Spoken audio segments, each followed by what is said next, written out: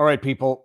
We're going to see if I do it 3 times in a row where I hear myself 20 seconds into the stream echoing in the back screen.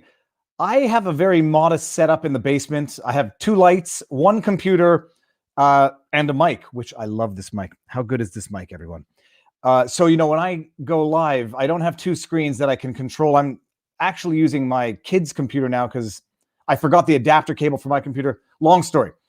Good evening, everybody. This is going to be another great sidebar. Jack Murphy, a name I didn't know until Robert Barnes introduced me to the name, and I went because I do my homework before most interviews, before all interviews. I do a great deal of homework, and my homework of the day consisted of listening to his book to get to know who I was going to be talking to, what we're going to be talking about, and the individual behind all of this. His book is called Democrat to Deplorable, and it's his journey, his life experience from a diehard Democrat to, I would say, among the most diehards of deplorables. And it's a very interesting book. It's very interesting to read. I can see, as a lawyer, one can see how people can have problems with the contents of the book, and how it can be demonized the way people demonize ideas that they dislike these days. So it's going to be very interesting. The mic is good. Everything's good here. The lighting is good.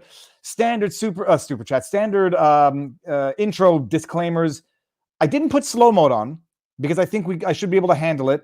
Spammers and overt threats of direct aggression are the only things that actually get blocked. So don't spam and don't abuse of the fact that I'm not on slow mode. I think I can handle it. Super chats. If I don't get to your super chat, don't be miffed. If you're going to be miffed, if I don't read your super chat with my lips and out loud, don't give it, because I don't like people feeling rooked, or people don't seem to understand that when you say F, I am very sensitive and I take it seriously.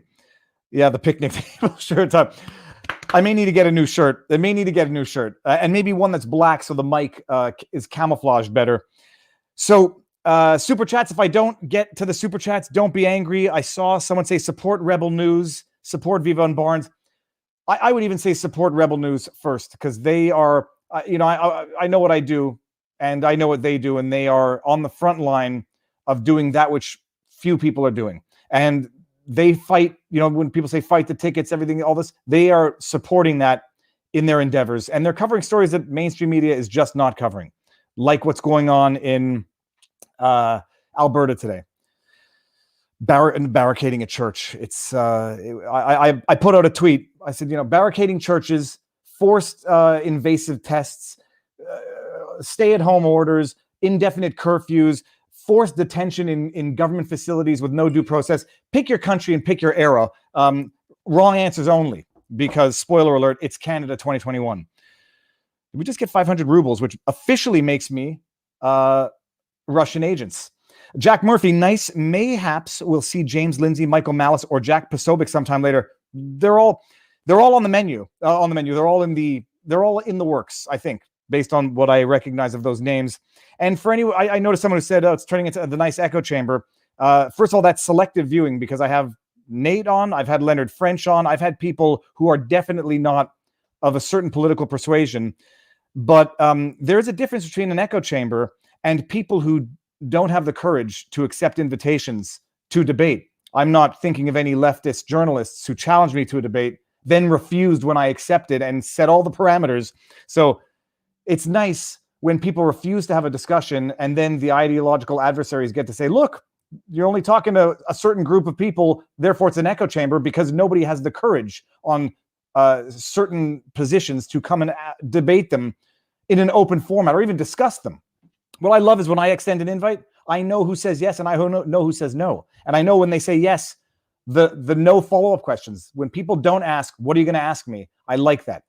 Open to debate, not afraid of defending their ideas, and not afraid of a discussion that will be analyzed and nitpicked and dissected by a very intelligent crowd that we have in the chat. So on that note, I missed the Batman dad. Mr. Frobot says, I might be miffed if you read this. Well, let me see if I can get it. Oh, there it is. Okay, Mr. Frobot.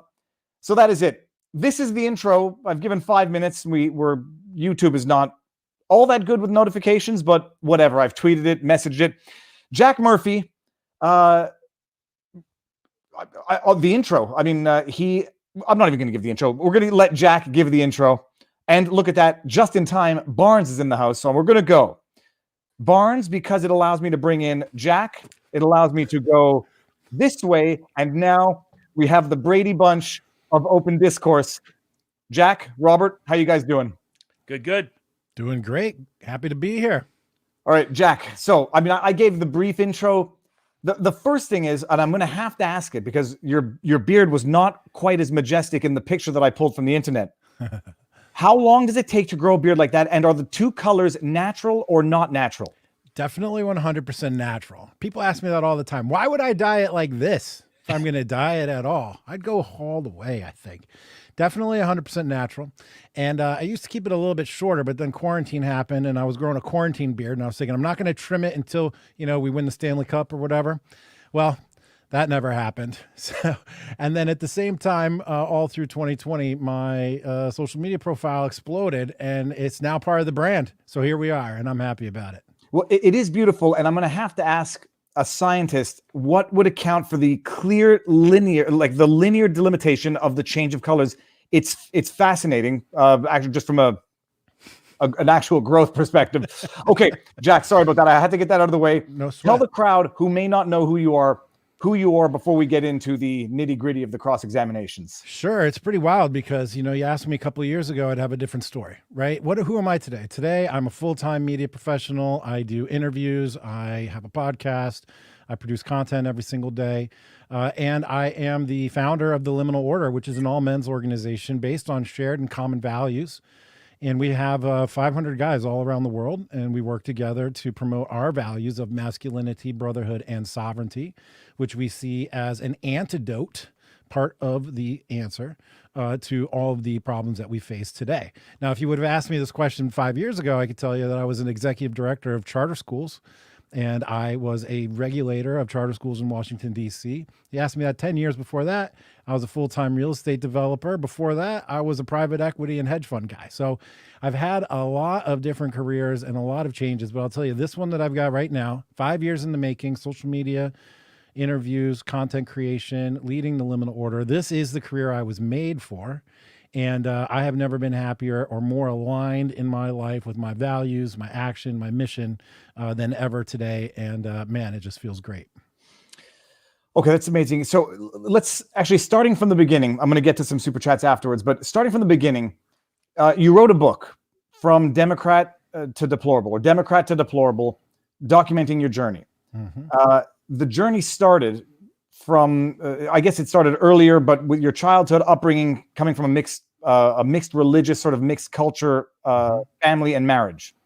Yeah, I'm half Irish Catholic, half Russian Jew, Ashkenazi. I was bar mitzvahed. I went to, Catholic mass. I had both sides on both sides of the family. None of that really stuck, though, into adulthood. And I became more of an atheist than anything. But now, actually, talking about journeys, I am as close to becoming I don't know what you call a believer, and ever before in my life, a return to spirituality, seeing the dire need for it in my personal life and in our society. And so I'm actually much more attracted to that now than I was before. But I did start with the story about my childhood because it was about two separate cultures. It was about two cultures coming together. It was a parallel story and theme and framework for the book. Also, as a child, I was bused from the northern suburbs of Fort Wayne, Indiana, into the city as part of forced desegregation. So I lived that social experiment out on a daily basis, coming from the suburbs, going into the city, watching the terrain change, the attitudes change, the people change, the energy change. And I experienced that social experiment firsthand, and that stuck with me.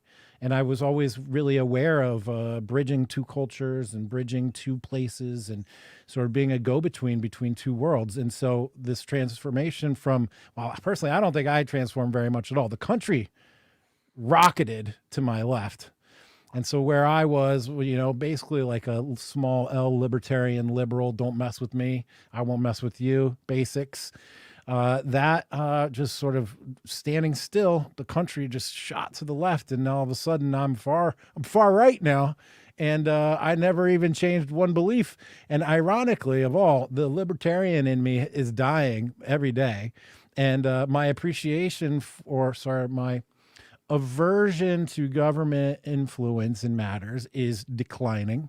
And I can see the strong need that we may have for government influence. So in some ways, I've actually become more of a leftist in the old terms over time, even as the world's been rocketing to my left and leaving me out here on what some people might call the far right. Could you explain that a little bit more? In other words, what do you mean? What aspects of governmental involvement do you see as more morally or philosophically justifiable now than you did in the past? Sure. So, I mean, look, I'm friendly and familiar with the folks at Reason. They have an office here in DC. I've been to a number of their parties. I know a bunch of the writers. And, I can just hear in my head, it's like, but it's private business, private company can do whatever they want. Well, that's great. But what if a private company went around and bought up all the bridges and said, you guys can't cross these bridges. You can travel 500 miles up the river and ford your way across, but hey, you can't be crossing this bridge. That's not something that we would be into. And I feel like that's kind of where we are with social media. The early mover advantage, they've clearly have the public square in their control. And now, interestingly, they're acting in concert with the Democratic government. So is the government going to be an answer? Probably not this administration, especially seeing some of the people that they've staffed up, both sides in the DOJ and now working for Facebook, et cetera, back and forth. Matt Stoller's really been on top of those hires and tracking the antitrust or not efforts of the Biden administration. But, the public square has been captured by social media. And, it seems to me that there is at least a conversation to be had. Whereas in my past, I would have just been like all Ayn Rand on everything, just no government, no nothing, just leave me alone. I can take care of everything, private business. And, that power, that idea has diminished a little bit. The technology at work here is so vast and so powerful. And we're on the precipice of AI taking over a lot of these functions. And if we don't have these companies sort of doing the right thing for everyone, we could be facing what John Robb, the strategist, calls the long night, the long night of tyranny. Ask people in Hong Kong what it's like when the government and technology fuse into a fascist state to limit your freedoms. That's where we're headed right now. And so will the free market solve every problem? I don't believe that anymore. Whereas I may have in the past, I may have even argued it very, very passionately, especially in my early years. Someone once called me and some of my online associates MAGA socialists as a joke, as an insult. But hey, there is some logic to the notion that the government is here to actually protect us, and it might be a time for us to rely on that just a little bit more. So, I mean, actually, there's a lot of things that I want to get into the liminal group in a bit, actually. But the story of the busing you into another schooling to forced desegregation. I mean, can you explain what that looks like and what that feels like as a kid, and as an example of how government policy actually, as benevolent as it purports to want to be, actually has the exact opposite effect of its purported stated intention, if we assume that was an actual intention in the first place? Well, in Fort Wayne, Indiana, and Allen County, Indiana, they tried actual forced, compelled desegregation, where like they went into black neighborhoods and they're like, you got to send your kids 50 miles away to this country bumpkin high school, and you don't have any choice in the matter. Same thing with the kids in suburbs. That was a disaster, right? Everyone hated that. And part of the research for the book was going back to the original texts and original documents and interviews with high school kids in the 70s and parents and stuff. And it was very interesting to get that flavor. When it was my chance, they had evolved the process a little bit into using magnet schools, right? So it was like, we'll incentivize you to do this. And so, we were all these nerds, basically from the suburbs, piled on these buses and drove into the inner city. And then we co-populated there with kids from that neighborhood. And the whole reason they put us there is because the neighborhood was depressed. It was crime ridden. It was exclusively African-American. And one of the things that really stood out to me, and I talked about this in the book, was we would get off the buses and we'd be going, into the classroom, or we'd come out and have recess on the playground. And there was always like 30 or 40 men in their 20s playing basketball all day, like just all day, just like grown men, working age, playing basketball, just hanging out in the street. We didn't see anything like that where I grew up in the suburbs. Everybody left to go to work and everybody came home afterwards. To just see so many men of working age. And of course, it just didn't all register for me at the time. And I'm looking back and I can experience these feelings now as an adult. So maybe maybe I'm backwards applying some of this logic here, but it struck me. And it was very strange. And it was very strange just to see the dilapidated nature of the sidewalks and the buildings. And just, I got in so many fights in that school too. I was always fighting, not me. They were coming to me. I was always fighting with the local kids. It just didn't, I don't know that it had the desired effect. I don't know what the desired effect was. I read now, and understand that there is a strain of thought that says Black children will do better at school if they just go to school with white kids. I mean, it sounds crazy when I say it like that, but that's actually in the literature, that if they could just go to white schools, they'll get a better education. Maybe that was part of it. I don't know. It seems like a radical thing. It seemed like a radical idea then. It seems like a radical idea now. And here's a bookend. Okay. Just today, I'm driving with my kids in the car, and on the back of a bus in front of me, there was an advertisement for a DC public school that was for boys of color only. A public school, publicly funded, for boys of color only. Now that is that 360? Is that 180? I don't know. That is a crazy bookend in 2021 now. Public advertisement, public school promoting it for only boys of color. I don't think that's legal, but I'm not a lawyer. Do you guys know any? Anyway, the point is like this idea of us forcing people to come together and then trying to incentivize people to come together has now resulted us in being like, everybody stay apart. And one last bit on this. As a charter school executive director, I've worked in education for 10 years. I regulated charter schools in DC. I was the top financial regulator in DC for charter schools. And what we saw is people self-segregate. The schools open up, they staff up with a bunch of people of color, or they staff up with some white folks or whatever, and the students self-segregate. They self-segregate. It's a very interesting phenomenon, I guess, or is it human nature? I don't know. I do believe in free markets in some sense in this where people should have the choice of where they go to school, right? And I am a school choice advocate for sure. But it is an interesting phenomenon to see that when given the opportunity, they self-segregate. And then at the same time, now we have DC public school taxpayer funded saying this is a school for boys of color only. Crazy journey we've been on now. What's it, 40 years? Now, how many kids do you have, and how much has being a father influenced your cultural, political, public engagement? Yeesh. It's a good one. I have 3 children, 15, 14, and 8. And I never intended to be a public figure, Craig. I never intended to be a public figure. I started my Twitter account pseudonymously. Jack Murphy is not my full legal name. My full legal name is John Murphy Goldman. My grandfather's name was John Murphy. I was named after him. Everybody called him Jack, so I went with Jack Murphy. And it was meant to be secret. And eventually I ended up getting doxxed when I had very few followers and no influence. Antifa came after me. They isolated me. They targeted me. They went after my employers. They went to my Little League board. They got me banned from coaching Little League. They got me fired from my job. That made me a public figure. And from there, I used that energy to grow the brand and grow my influence and to grow my social media output. So I never made a conscious decision to become a public figure. And so I never made that calculus in terms of how would this impact my children. Today, they are very aware of my job. In fact, as we were just getting ready, my girlfriend was putting makeup on, and the kids were putting their face in the camera, and they're outside eating dinner right now. And, they know, and they listen to me. And so I am regularly preaching to them. In fact, every single day I preach to them, and I don't have to come up with abstract examples to preach. I take the emails that their principal sends to me. For example, the day after that massage parlor shooting, where that guy went in there and killed, like 6 Asian ladies and 2 white ladies or something like that.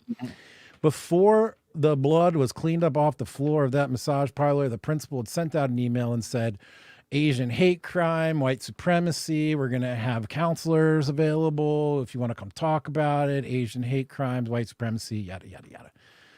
Didn't even wait for 1 second to see what actually happened. Didn't care about the facts, nothing. So I have very concrete examples to sit down with my kids and talk to them about. And I do. And I regularly do. And, in terms of their friends knowing who I am and whatnot, they don't tell anybody, they keep that part pretty secret, I think. So it's in your book. So I'm not prying, although I'm going to pry a little more than what was in your book. You got married at 24, Yep. Divorced, 3 kids. 3 kids, then divorced by 33. Yep. So it's that the book, it didn't go into too much detail in the book, but I'm going to take a guess that you're not on speaking terms with your ex. We are now officially on speaking terms. It took me 12 years. 12 years. As a matter of fact, tonight, which is I scheduled this 2 months ago. Tonight is the first night that the kids are here in our new 50-50 equal share. It took me 12 years, 4 different lawyers, multiple lawsuits, all kinds of work. Finally, no offense, guys, I represented myself, and that was the final piece because there was no leverage over me on fees. I was like, come on, we're just doing this. And it worked out in that respect. But no, we're on speaking terms now because I got what I want. I wanted my kids 50-50. Here we have them. I've been fighting for them this whole time, and they're here, and it's wonderful. It's been that's another sort of bookend. I'm at this place in my life right now, man, where like I'm having to rewrite my whole new plan. 5 years ago, I didn't know where I was really going. Start the liminal order. We're already 2 years in. We're 5 years plan. The 5-year plan has already been achieved. Social media is blowing up. I got my kids here. Everything's great. Now I have to revision myself for the future to see where we're going to go. I'm just reading some of the chats. Look, I've never touched family law specifically for this reason. Commercial litigation is nasty enough. When you throw in kids and you throw in 2 people who aren't getting along, you're dealing with humans and not money. And I think I've found more often than not that lawyers tend to make things worse in family disputes and not better. And you're lucky if you find a lawyer that actually actively makes things better. My experience, take it for what it's worth, I think most people are going to probably agree with that. But in the no one goes to law school saying I'm going to finish top of my class and end up doing family law. It's lucrative. It's lucrative with the problem. Maybe in parts of Manhattan and Beverly Hills. True, perhaps. but that's a different kind of family law. Right, exactly. I did a lot of family law, but I was representing a lot of victims of domestic violence and domestic abuse cases, stalker cases. But what I would say as part of that whole process is that I learned early. I'm curious whether your experience with it. It's really a place when people ask me about gender and law. I say that even though 98% of my clients were women and children, I will tell you that in the legal system, in family law, there's extraordinary discrimination and presumptions against men. Definitely. And you even have the famous case of the judge who said, well, I've been watching ducks for a long time and they always follow the mama duck. So I'm just going to award custody that way. And and in particular in cases, and that's where you get, it hurt my cases that other people would fake allegations of abuse, fake allegations of this. That's when people told me, no one would ever lie about this. I was like, I had a client do it once, didn't know it until they're on the stand. That's not a fun position to be in, but that's another story. To what degree was your experience in that? Usually it's shocking because most Americans just have this assumption about the legal system is fair and just. And when they go through it in the family law system, particularly men, they tend to experience the worst of it and see just overt gender bias by almost everybody, guardians ad litem, judges, you name it. Was that your experience? Was it surprising? And how did it shape your perception of the legal world? So it's a great question. At the time of the divorce, I was so lost mentally, emotionally, spiritually, financially. We got separated in 2008, divorced 2009. I was a real estate developer. Remember I mentioned that? 8 years of real estate development, right down the tubes right at that time. And so the family business we had built was falling apart. I was a mess, so much pain. I just wanted the pain to end. And I'll be the first to admit, I agreed to a bad schedule. And I didn't know. And I had no idea. It was only until I did a lot more research and figured things out and my head cleared and I started to gain my senses again that I realized, yes, predominantly the experiences for men across this country are very negative and biased when it comes to family law. However, in Washington, D.C., one of the progressive elements in Washington, D.C. is a presumption of equal time with the father and mother in D.C. Now, it took me 12 years to get to that point once the first deal was done. Redoing these deals are impossible. There has to be a material and unanticipated change in circumstances. Okay. And if you get divorced at 2 and the kids are 14, them being 12 years older is not an unanticipated change of circumstances according to the law. And so in order to get things changed, I had to either fabricate, come up with, or figure out some way to make the point that there was a material and unexpected change in circumstances. And so she hung on to that as a way to not let this happen. And finally, it just took grinding her down. I know she tracks and stalks my Twitter all the time. I'm very public about all of it. And then finally, one day, my son, for him, kudos to him, was like, Mom, what the hell? Why isn't it 50-50? Why can't I see my dad? And that for her was the final piece, I think. But it was a grind, man. It was a long struggle. And we literally, this is the day today, right? This very moment right now is the first day of the new rest of our lives with the 50-50. And I couldn't be any happier about it. So my just one last bit on that. My number one advice to fathers who are going through a divorce or anticipating a divorce, no matter how little money you think you have, and no matter how much you may hate lawyers, hire the best lawyer you possibly can. If anything, just to be made aware of your options. Because there are things that you don't know. You don't know.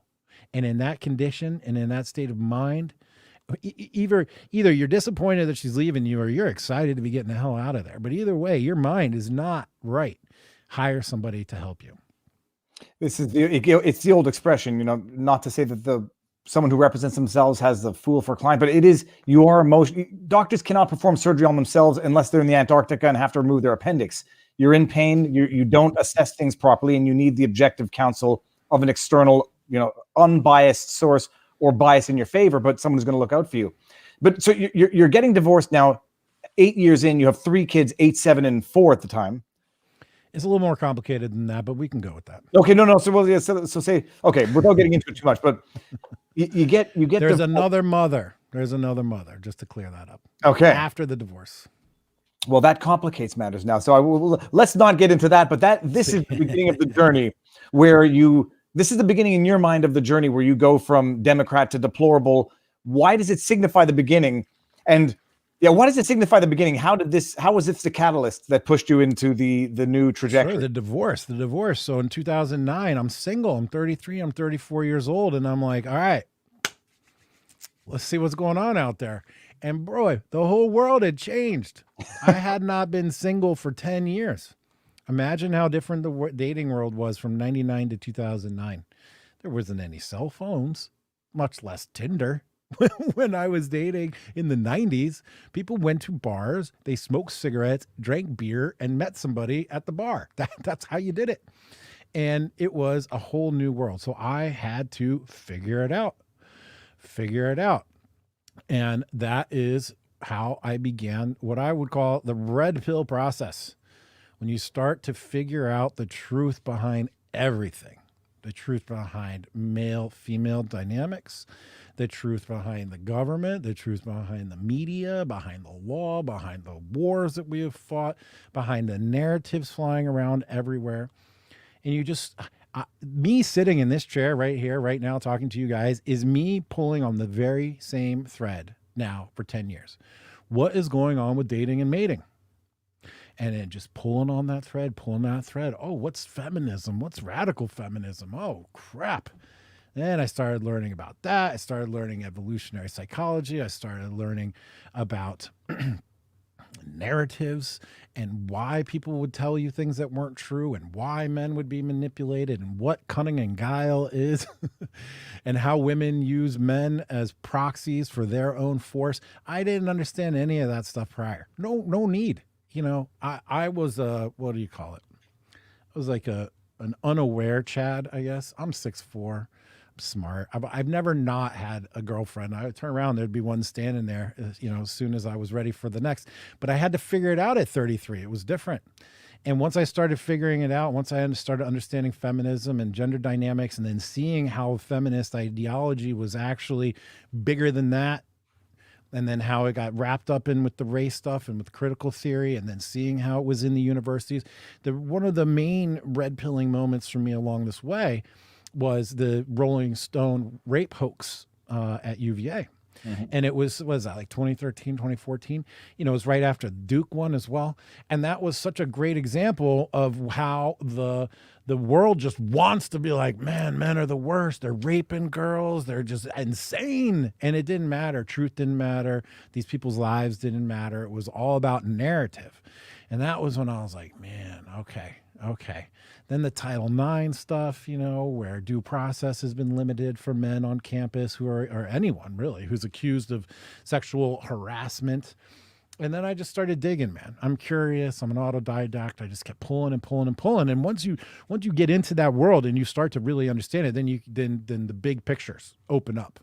And it's been that process of trying to figure out how to get laid after my divorce, which opened this whole universe for me to now understand exactly what critical race theory is, how it works in the schools, why they're implementing it, what it means for our politics, what it means for our government, what it means for Western civilization.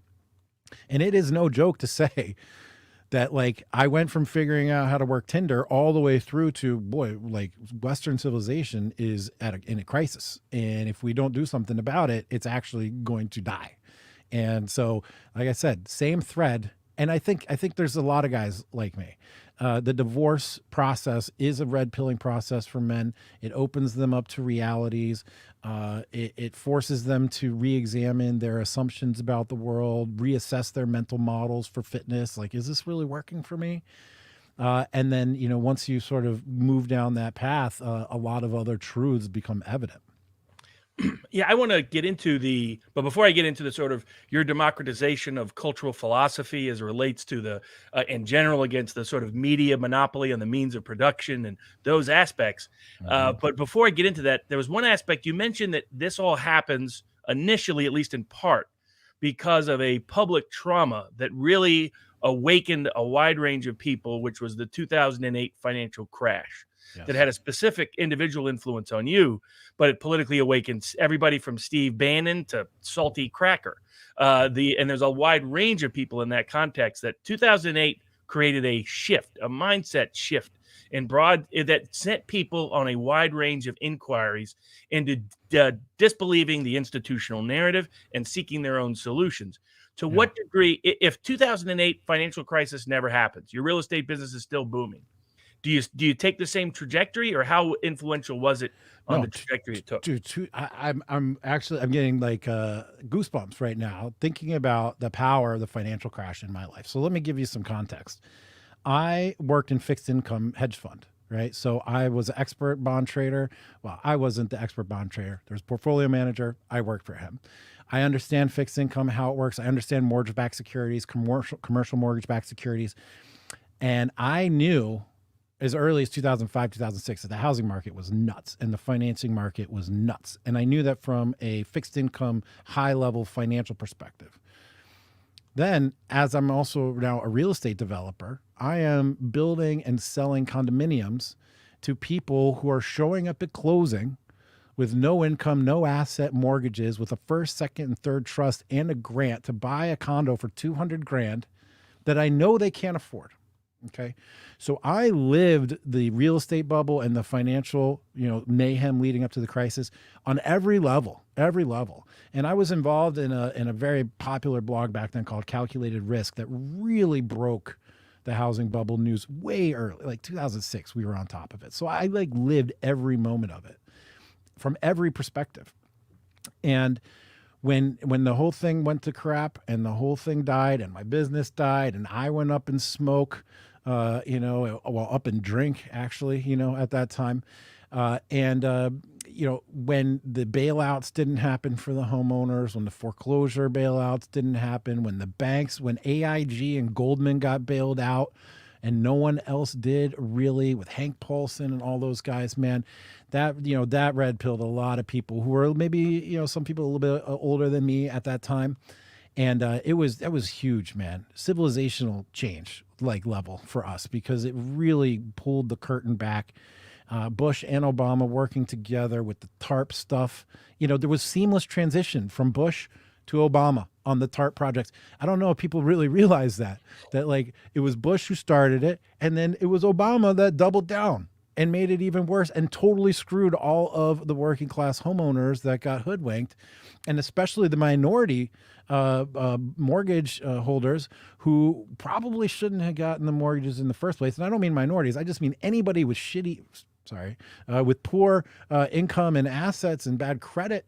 The liquidity was so massive that everybody got a loan who wanted one. Hell, you could get 3 of them. And then they didn't protect anybody after that. So that definitely woke a lot of people up. A lot of people. It's an amazing thing because you don't fully appreciate these awakening moments unless you're conscious at the time and you live through them. And I go back now and reassess my understanding of 9/11 and the ensuing wars, the invasion of Iraq, and the expert FBI reports of weapons of mass destruction. And knowing what I know now, my goodness, if I had known then, I would have viewed things and analyzed things totally differently. And my eye-opening experience, I think I'm younger than you, but my eye-opening experience has started with this channel and just pulling the thread on legal cases and then seeing how it's corruption all the way down. And so it's an amazing journey, so to speak, where you're brought up taking for granted certain political truths, and then you discover that they're not truths whatsoever. Here's how in the tank I was in the Iraq invasion. The premise: the United Nations Security Council had sanctioned Iraq and demanded that we let in nuclear inspectors. They didn't. They refused and rejected and kicked out the inspectors. So I was like, all right, let's go to war. That seemed pretty cut and dry to me, actually, at the time, because why? I had faith and confidence in our international institutions. I had faith and confidence in the United Nations. I had faith and confidence in the government. Even as much as I was a rebel growing up in the 90s, that caught the tail end of punk in DC. I was like a rave DJ and a promoter and underground guy. As much as I was a rebel in all those elements, I still had some trust. And that trust is completely gone now, 100% evaporated at this point. But now this is the one issue I had reading your book or listening to it. Just one. Well, no, I say that when I'm listening to it and I say, I can understand people are going to take issue with some arguments. They're going to take issue with the way you describe feminism. The people are going to, if they want to, frame the book as man gets married, man has kids, man gets divorced, man gets angry, becomes a deplorable. So, and now it's the oversimplified way of looking at it, but that people are just, if they want to write it off, that's how they're going to write it off. You need to go into some detail to explain to the crowd the incident at the school, but when you were the school commissioner, I forget the title. Yeah, I was executive director. I was executive director of a charter school, and my job was to turn charter school around. Right, my job was to go in and fix the worst performing schools in Washington, D.C. So what did I do? I go in, I clear house, redo the budget, redo everything, and guess what? We are on our way. We are 90 yards down a 100-yard field to the goal. And the board of directors at that time that I had, they were all white, all women, a handful of men. And they wanted to get rid of me because I was a white man. And they said it.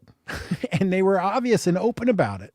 And the way they got me out was they fabricated what did they say? They said that I created a hostile work environment for my black female principal that I hired, trained, promoted, and gave bonuses to, who I also retained.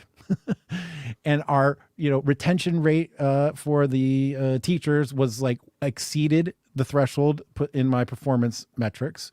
I exceeded every one of the performance goals on every metric: student performance, teacher retention, test scores, attendance, finances, budget, reserve, cash amount, all of it, exceeded all of it. And they still wanted to get rid of me. Why? I was a white man, and I hired a firm that was headed up by a white guy also. Don't forget, there were women partners also in that same firm. And they concocted, in collaboration with this woman, a story that I created a hostile work environment for my black female principal. Now, they said they were going to investigate me. Okay, where's the investigation? They said there was a complaint. Where's the complaint? There was no complaint. There was no investigation. It was just totally fabricated out of nowhere. All the teachers loved me. All the staff loved me. We were winning. And they just wanted to get rid of me because I was a white guy. Well, they got rid of me. And you know what happened? That school is closed and dead now because they failed. They failed. Those kids were failed. Those parents that invest all that time and energy in that school, all of that wasted because these people want, and man, there's no doubt in my mind, when you go and look at the profiles of the board members, they're all equity this, progressive that, blah, blah, blah, all the buzzwords. And, they sacrifice those children at the altar of their progressive ideals and their greed to get rid of a white guy. And the school's gone and done. And in that capacity, a common theme through whether we're talking about culture, whether we're talking about foreign war, whether we're talking about aspects of domestic economics, or your experience in public education, is this increasing willingness to sacrifice efficacy, however that's measured, profits in the case of Disney, having a war that doesn't backfire in any of the foreign wars, now Ukraine, other places where we're talking about going, or in the context of education. The name of the game is supposed to be improving the well-being of children. In this case, you're predominantly African-American children in an area that's been historically distressed. And the reality is they don't care about that at all. They're willing to sacrifice that for some political god. I mean, that's where that a lot of this is quasi-religious in nature and is attempting to replace religion and the value that religion provides to people with its own form of idolatry. To what degree did that experience? Well, first, before we get into that, what led you to be interested in doing charter school work in the first place? I love kids. I love kids. And in Washington, D.C., the I will save the schools mountaintop is littered with skeletons of successful people who thought, I'm going to be the one to fix DC schools. So there was a little bit of a challenge there. I'm from DC. I mean, I've been here since 1990. I wanted to make a difference and I had an opportunity to do it. And the sad part is that the data bears out everything that I said, because you know what? They fired me. I was hired then, literally the next day, I was hired by another school in DC. And within 2 years, I completed a 5-year turnaround plan. The mayor himself came down to the school, thanked me personally, shook hands with me, pictures, everything. So it clearly had nothing to do with my performance, because I left that one school and went and did the same thing again at another school. So that part of it, to me, it really was... it was sort of the end of any sort of vision, dream, fantasy, that like grown-ups act responsibly, right? They just simply don't. I remember when I was an intern as a young kid in college, and I was excited. I was like, man, I'm going to get to this place and everybody's going to be so smart and everybody's going to be so professional and hardworking and whatever. And you get there and you're like, God damn, man, it's just like high school again. It's a funny. It never happens. Your experience was from the perspective of woke progressive politics. Mine, when I worked at a big law firm, was just politics. It's There is people are going to find something to fight about. So it's either going to be legit corporate issues, or it's going to be these other I don't want to say fabricated issues, but these other sort of created issues where you make standards that you have to meet. You create your own problems to some extent. The question, though, is the dirtiness of the fight. They make the allegations, and even listening to the book, I say it's too complicated. Even I, listening to it, don't know what to make of it. I know how fights get. I know they're dirty. I know there's always 2, 3, 4 sides to every story. So they come after you with these allegations. And then even by virtue of the fact that you have to publicly defend against them, or even privately, you're already tarnished. I mean, what were the nature's specific allegations of the toxic work environment that you created? That's the thing, dude. There wasn't even any specific allegations. All they had to say was you created a toxic work environment for the African-American female. There was no complaint. There was no investigation. There was none of that. And yet, even with exceeding my all performance metrics, and this is all foiable information in case anybody doesn't believe me, it's all there. It's all there. So it was just a stark, naked power grab mixed with the racism and the sexism. And, they sacrificed those kids' families and their experience for their greed and whatever. And they paid the price, and karma got them. There's no pleasure. I get no pleasure in that. There is a slight vindication, but no pleasure. There's just, it's just sad. Look, if Disney wants to screw its corporate shareholders out of some additional dividend because they chose to go woke, that's one thing.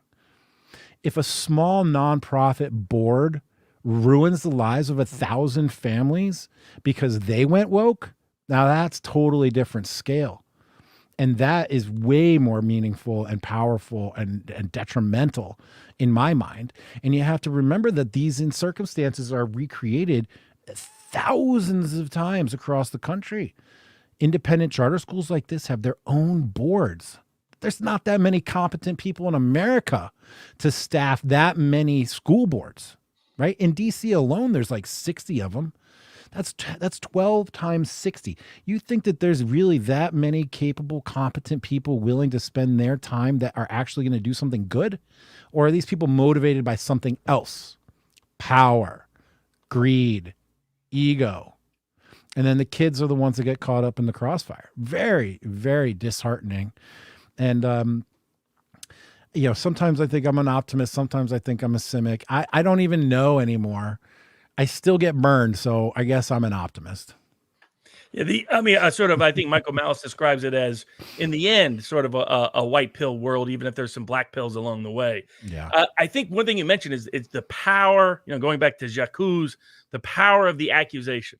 Yeah. When I remember debating this early in law school, when someone brought up the idea that nobody would ever fake a rape allegation, an assault allegation, an abuse allegation. And I was like, of course they would. Because for the same reason that rape and sexual assault and abuse take place, those crimes are mostly more about power than they are about sexual desire. And it's the same as in reverse. There's power in the accusation. There's power to shift the equation. And that's why people do it. That's why people lie all the time, and they'll lie about anything and everything. And just the nature of the accusation can be so inflammatory. We're kind of seeing it with Matt Gaetz right now. Even if it turns out totally innocent, who's going to remember that? They're going to remember Matt Gaetz, sex trafficking, minor. They're trying to destroy and wreck his career all in one clean swipe. And you got to be the victim. But what's amazing about these cases, and this is sort of a good transition into what's happening in Title IX, Biden's trying to bring back weaponizing college campuses with this sort of moral panic. People can read about them. There's a good book from two left-leaning Obama-supporting writers who talk about how the whole campus rape mythology was a moral panic. It was not rooted in any empirical reality at all. And again, I'm someone who's represented victims of domestic abuse for a long time, almost always for free for 20 plus years. But the reality is that this is about a power grab. It's about who gets to accuse in the Title IX context, because there's so much power in the accusation itself. Truth doesn't matter. Justice doesn't matter. Efficacy doesn't matter. Only power matters. And accusation is a means of power. And you got the unfortunate experience of personally living it. To what degree did that reshape your perspective on some of those aspects? That was the first time. The second time is the one that just put the final wrapping on the red pill. Totally 100%, is when I got doxxed. This is after that event. Okay. I got doxxed by Antifa because I appeared in a picture with Chelsea Manning, and Cassandra and Jack and Will and a few other people. Well, oh yeah, remind me. So that wasn't at the New York party, was that? At at the New York party. That was at it the was New York okay. party. I was there. Yeah. But well, it came as a result of that. So a couple months before you guys that, got together, did a game. we had gotten together to just socialize, right, across the aisle, like normal human beings. We had gotten together to socialize, and because she went to Mike Cernovich's A Night for Freedom in New York City in January, that picture got it was what is that guy's name? Yashar Ali, that guy. He doxed me, ultimately. And he's all, cancel culture's so bad. Dude, that dude posted a private picture of me when I was a private individual that led to me being completely doxxed and my life ruined. And he's never taken responsibility for that. And he owes me, that guy. He even said that he was going to make amends, and he never did. Anyway, the point is Antifa and the radical left saw that picture. They literally put the names above the heads of the other guys, Jack Posobiec, Will Chamberlain, and they put a question mark over my head. And then they went about figuring out who I was. As soon as they figured out who I was, they said I was a Nazi, and they went to my employer. They went all over their Twitter feed. John Goldman, aka Jack Murphy, is a Nazi, white supremacist, blah, blah, blah, blah, blah, blah, blah. And that's all it took. That's all it took, because the school board that I worked for at the time, how are they going to defend me, even if they thought I was right? There's no way that they could. In a predominantly African-American work environment, predominantly African-American student population in DC, they couldn't even have anybody with a whiff of that stuff around. So the accusation, even though totally disproven, even though it's totally inaccurate, even though I had literally just spent 10 years helping African-American students in DC get better educations, in spite of the white progressive ladies who were trying to screw everything up, the accusation was all that it took. And so that to me was, it was an indication that narrative is everything. Okay. Narrative is everything. Jewish Nazi. That's exactly right. That's me. Narrative is everything. And so I learned from that.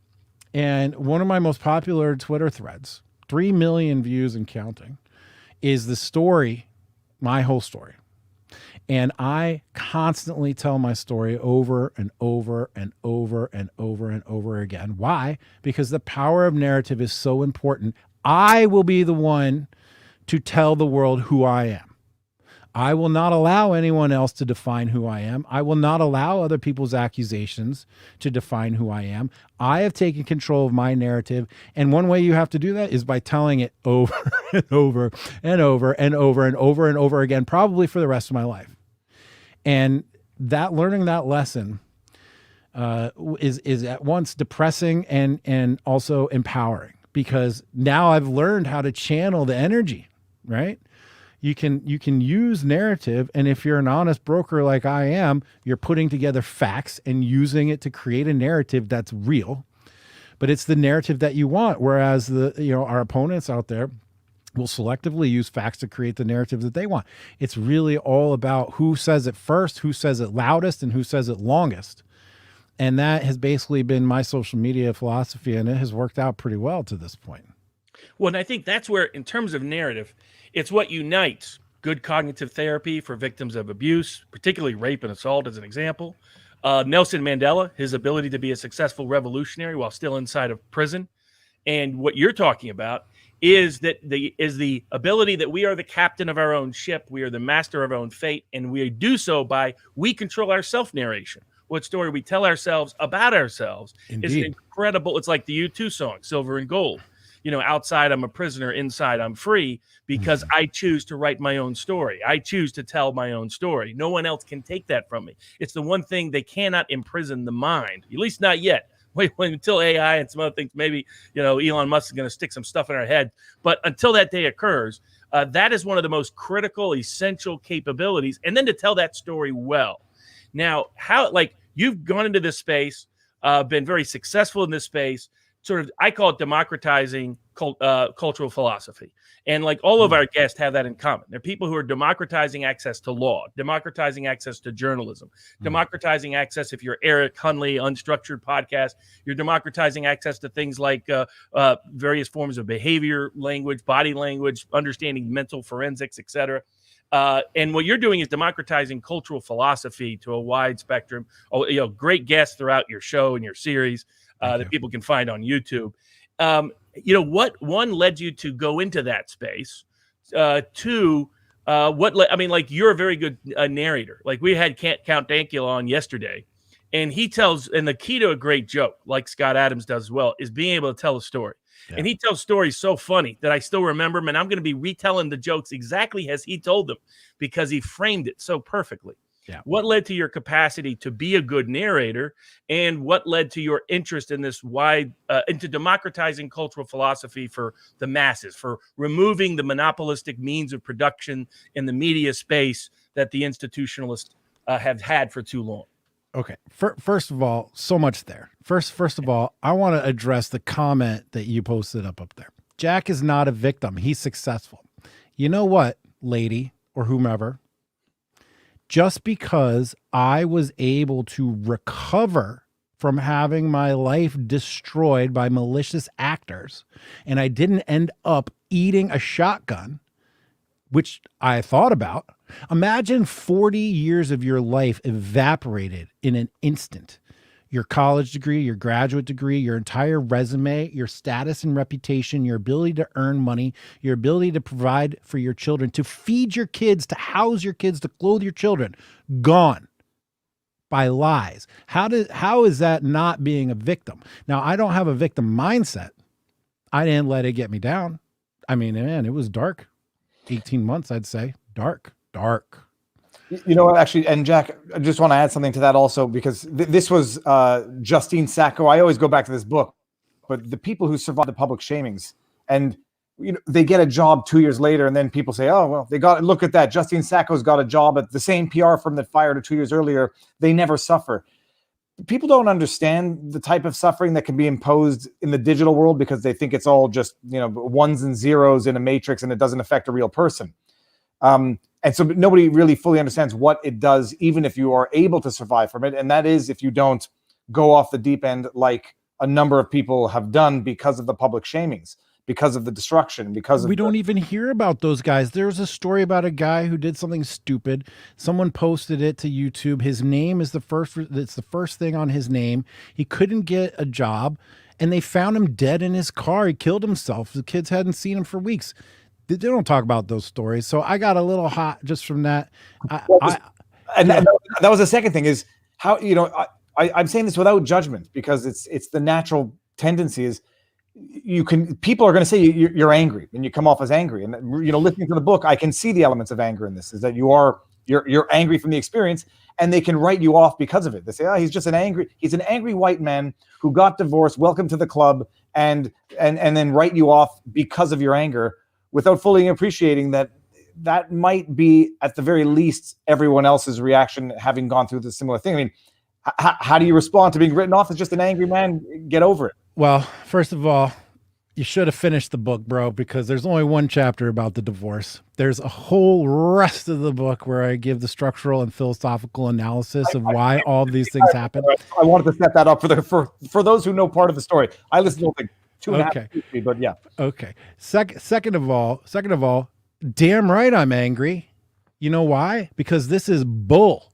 All of it is bull. And if we don't start getting angry and start taking action, there's going to be nothing to conserve. I am sick and tired of people sitting around saying that we need to be polite and we need to have our norms and we need to be respectful. And man, F that. James Lindsay is the king of that right now, of busting that norm. And I 100% support his entire shift on Twitter that people are complaining about. I think he's 100% accurate. We need to break free of these outside constraints of pseudo morality where I'm not allowed to be mad because I've been aggrieved. That's stupid. It's very much like Jerry Spitz. He used to say the gentleman's rules of the bar are so that the gentleman can rule the bar. And that at times you need to break the gentleman's rules in order to remove the gentleman from controlling the bar. And he means the gentleman in the top hat way, the old upper caste way. I actually had a great therapist once say that one of the great myths, she was not a woke therapist, but she pointed out that so we're kind of taught. Now, some of this is British American culture, like our mutual acquaintance Paul Watson. It's aside from his public personality, has that sort of diplomatic, the won't take credit that much for things that he's actually helped meaningfully accomplish, that sort of British humility.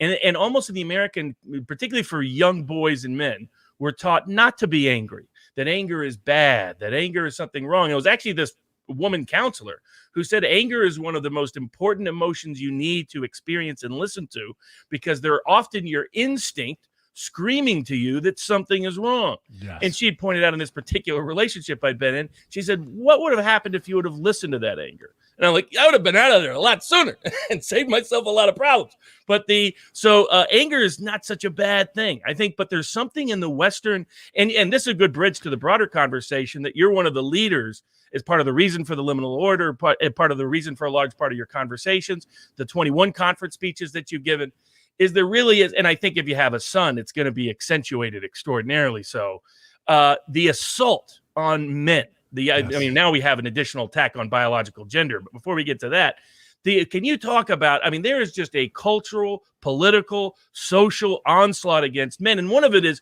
if you're a man, you're not allowed to be angry. Or if you are angry, we get to discredit you. We get to say you no longer have validity. When in fact, being angry is, as that counselor told me, one of the most important, legitimate ways we can understand and get access to truth. But can you talk about that in the broader context of just what an onslaught and assault on men is taking place as merely the idea of masculinity in our society today? You're absolutely right. And look, there's a difference between rage and anger, right? I have righteous anger. I have been wronged, and I am not going to accept that. And that is okay. There's absolutely nothing wrong with that. Blind rage, where you don't have control of yourself and you've lost your capacity for critical thinking and self, restraint, that's bad. That's toxic. Which basically describes the woke left. Right, exactly. And so, yes, in the context of the greater war, look, this whole thing is about destroying masculinity. It all comes all the way back down to that. Why? All societies have been oppressive. This is the argument. All societies have been oppressive. All societies have been patriarchal. Patriarchy is oppressive. The power of the patriarchy comes from men. What is male power? Masculine energy. If we're going to save the world from oppression, we have to end the patriarchy. Therefore, we have to end male power and destroy masculine energy. I'm not speculating, guys. This is in the literature. Okay. Like, I'm not making it up. It's in the books. This is what they say. It's very clear. It's black and white.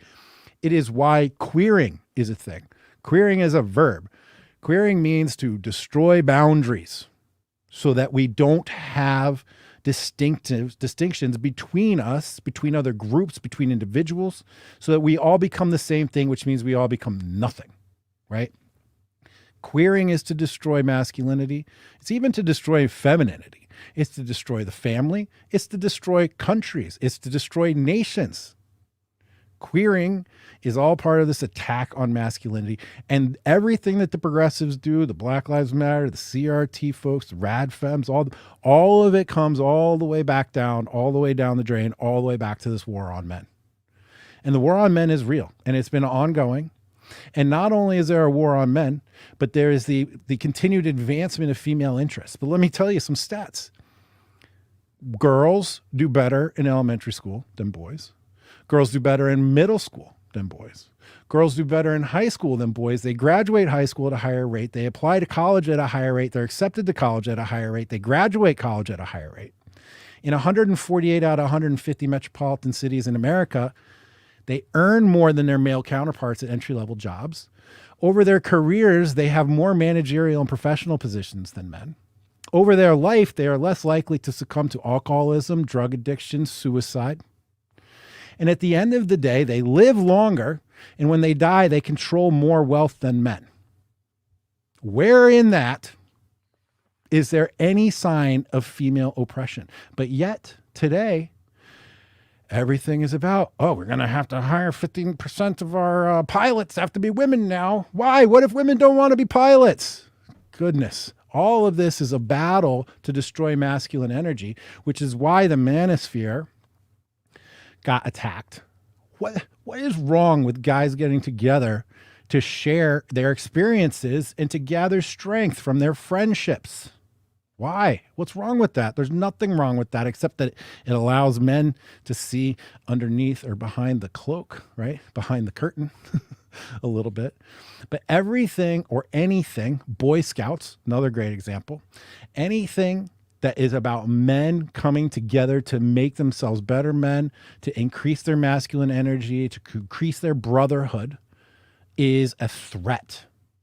Black Lives Matter says all black suffering is the result of white systems of oppression. Feminists say the same thing. All female suffering is the result of male systems of oppression. What's animating these male systems of oppression but male energy? This is logical. It's logical to make this argument. It's also in the literature. I'm not making anything up. And it's time that people actually are aware. It's astounding to me that people aren't, that you say that and they're like, oh, well, but there's still more male CEOs. Guess what? Women don't want to be CEOs. Why? I don't want to be CEO of a corporation either. That sounds horrible. I don't want to be president either. Anyway, I'm getting hot. The James Damore memo from Google. Yeah, you talked about that in the book as well. Oh, you did make it at least halfway. No, I'm just kidding, dude. Just kidding. And because most people don't know the full story of James Damore. Like most people think it was an unsolicited opinion email that he sent around, and they don't realize that it was actually a question that he was asked to prepare a response for, and the response was weaponized in a way to sully his name in a way that once the accusation is made, that's all that was needed to end his career, and Lord knows what he's doing. But yeah, go on with it, please. Yeah. So James Damore went to a diversity, equity, inclusion thing at Google, where at Google they're like, oh, we don't have enough women working here. Never mind that not as many women are applying. Never mind that when you can sign, that cartoon, that meme where it's like STEM class sign up here and the like women's studies sign up over here and the line for the women's studies around the corner. The point is that when James Damore responded to a request for feedback, he just listed a bunch of data.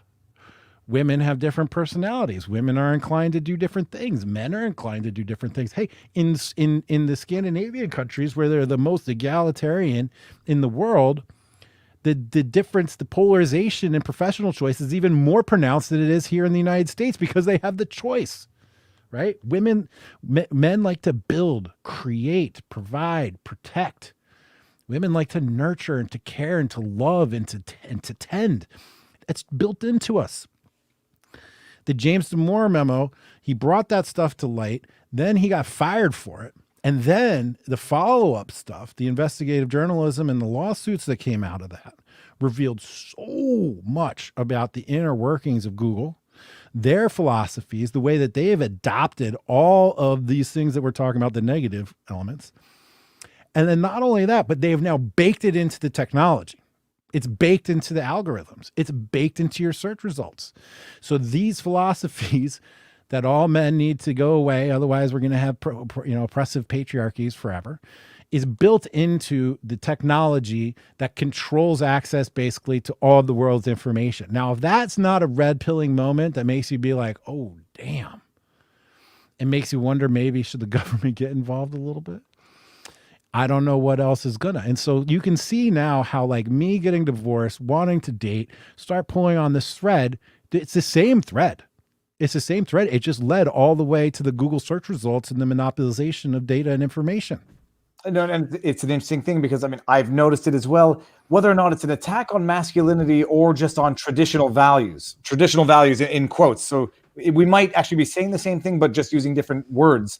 I have nephews who are going to university now, and I'm saying university is not a place where I would want to go. It's not a place where I would want to be. It's not an environment that I would want to be in. And it was already getting a little towards that end when I was in university, where you couldn't, unless you hated the United States. This was back, what year are we in? 2004. Unless you hated the United States, you would face the same wrath, but to a much lesser degree than what we see today on a slew of broader issues. I wouldn't want to be a male who it is an actual liability to be, unsupervised with members of the opposite sex because of what the power in the accusation, the power of the victimhood now.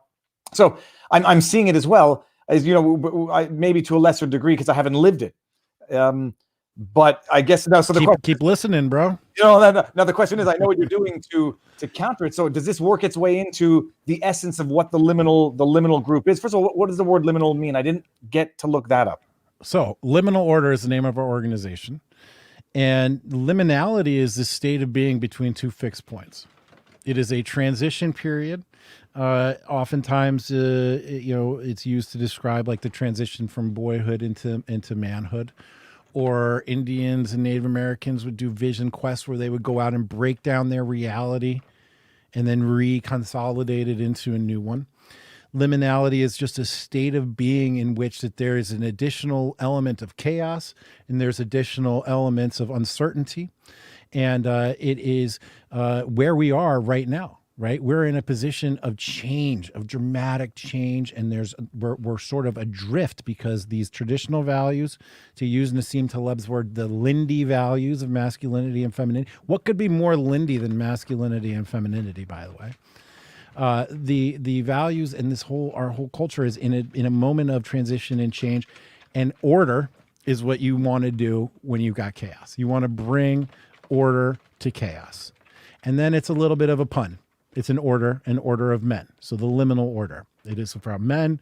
We're understanding we're in this transition period. There's increased chaos in our society. And here we are, an order of men attempting to bring order to chaos. And so, yes, our common values, this is a values-based organization, masculinity and brotherhood.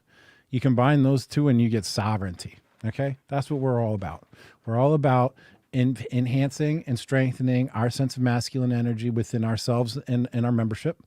Brotherhood, and then also manifesting more of them in the world around us with the intent and goal of leading to personal and physical sovereignty. This is our goal. This is our response to the war on men. This is our response to the attack on masculinity. This is our response to the chaos and the mayhem that is out there and the destruction and capture of all of our institutions.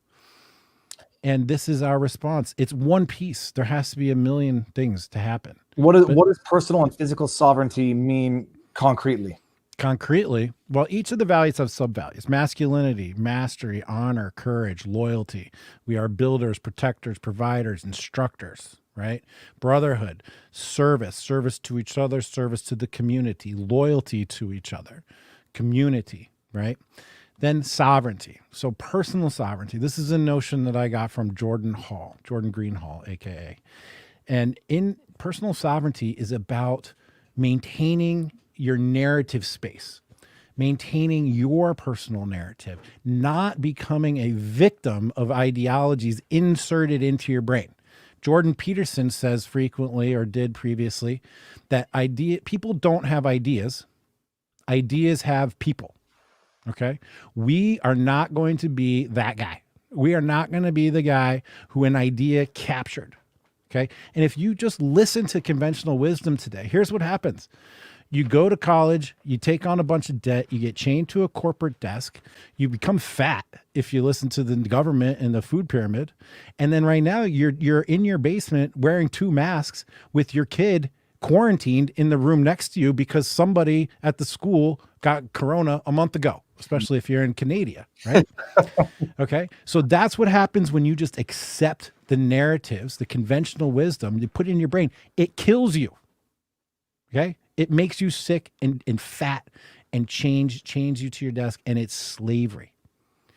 We have elected to be personally sovereign in the sense that we will occupy our own brains, and you have to actively occupy it with your own intentional narrative and then defend that space from outside invading narratives. And if it sounds a little crazy, maybe, but like in our age of narrative and social media, people are trying to inject ideas into your brain. We all know someone who 10 years ago was totally normal, totally fine, great values. We got along. You could work with them, live with them. Hell, you could have married them. 10 years later, today, they're insane. They are insane with critical race theory, Black Lives Matter, the whole thing, see race and racism everywhere, say, hey, it's cool, burn down these cities, who cares? They're insane. Why? Because they didn't actively defend their mind space. They weren't critical of the narratives that were inserted into their brains, and now it's leading them astray. And so that's what personal sovereignty is for us. And let me just finish. That's made up of 7 things. And this is what, I mean, we actively work on this. We workshop this, we study it, we have classes, we have programs. It starts with integrity, physical, mental, spiritual, emotional integrity. And I don't mean doing the right thing. I mean like the strength and structure, and then integrated into a whole. Physical starts with the squat rack. Every one of our members has to work towards and achieve physical fitness standards. We all encourage everyone to be spiritual. We study cognitive behavioral therapy so that we can control our emotions. We work on our skills of discernment, of embodiment, of choice in making, commitment, and of sense making. And again, the goal here is to embody your values. Personal sovereignty. That's what we're all about. Well, I think go ahead, Robert. There is the key to self-empowerment. The first step is self-education, which is what the liminal order prioritizes out of the gate. And I often have had this conversation because, like, people say there's this tendency. There was even, frankly, a weakness in Trumpism in part that was to delegate power that allowed the QAnon phenomenon to even exist. Yes. It said you don't have the power, only this guy does. And so your goal is just to forfeit your own self-education, self-information, and give it to this person because he's the only solution. And if a lot of people that are locked up related to January 6th convinced themselves that only Trump could save them, but that they could not save themselves in an independent way. And can you talk, like, the whole reason why we created our locals board, vivabarneslaw.locals.com. You're getting it, Robert. Is because the first step is and I've been following Jack for a long time, known him for many years.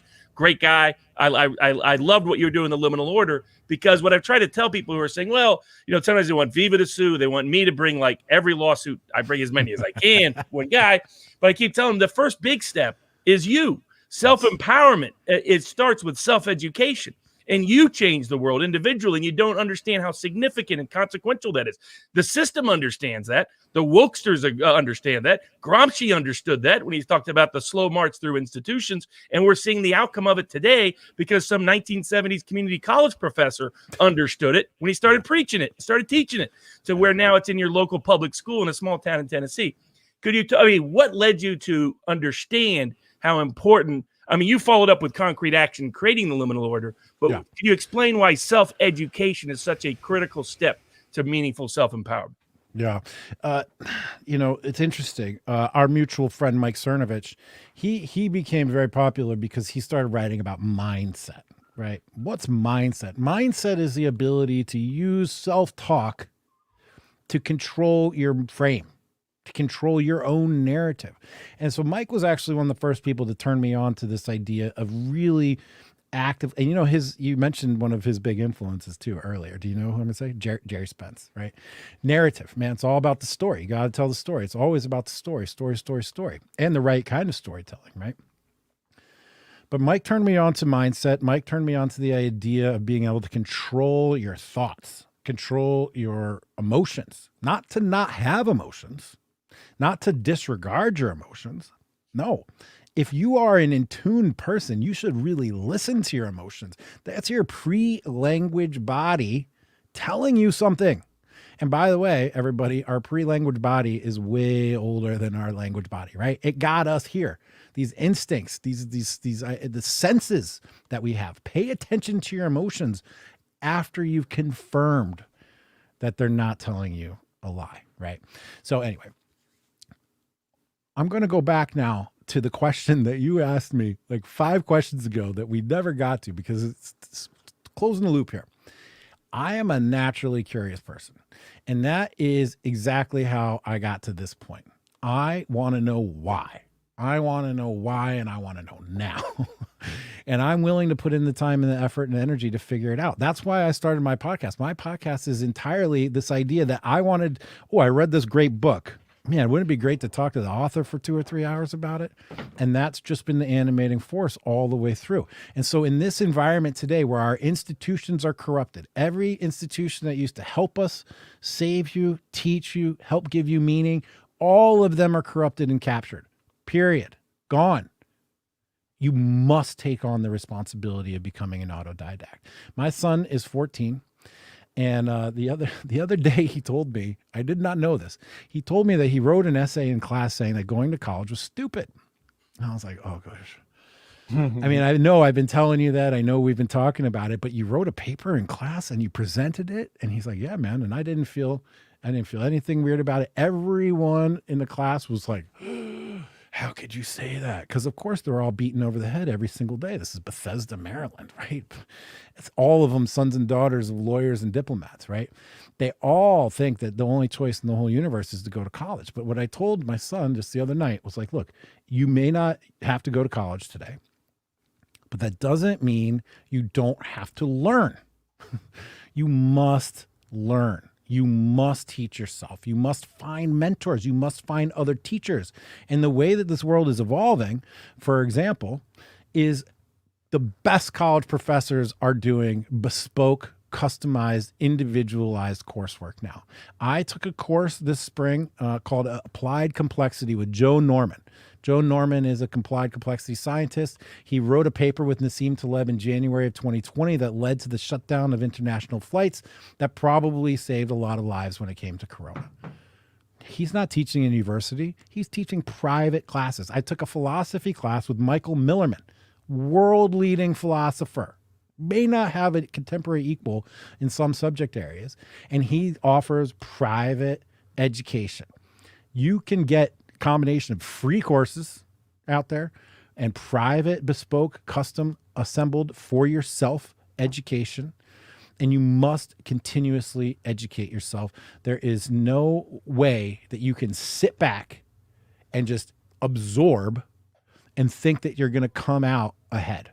Because if you just absorb what they tell you, you're going to be fat, sick, and chained to a desk in debt with your kids locked up in the basement, especially if you're in Canada.